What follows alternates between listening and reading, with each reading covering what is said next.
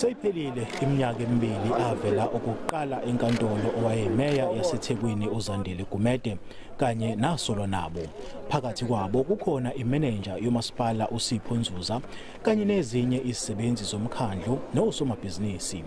Namhlanje ke inkantolo inikwe umbuso uhlu olusha lwamacala abawabeke labasolwa. Ekhuluma nabe izindaba ngaphandle kwenkantolo, uGumede usamilwe kwelokuthi yena umsulwa. I will patiently wait because in a confidence ukuthi umthetho uzothatha indawo ngendlela efanelekile. Why delay? Ingoba sesiza la eHigh Court after sitholela amaphepha esiwathole enkantolo lencane baqale phansi kulesithathu futhi baletha enye indictment, that means angazi boba ready. uGumede uthi awamkhathazi neze lamacala abhekene nawo. I don't care lezi zinto ziyenzeka, I'm a politician, angidansi lollipop.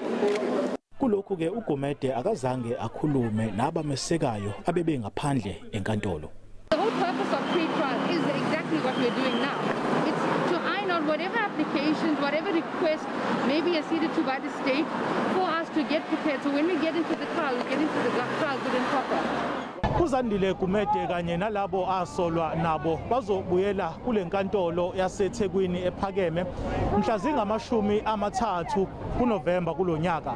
Inkantolo ke inqumeke umhla ka-18 kuJulayi wonyaka ozayo njengosuku ekulindeleke ngalo ukuba kuqale ukuqulwa kwaleli cala.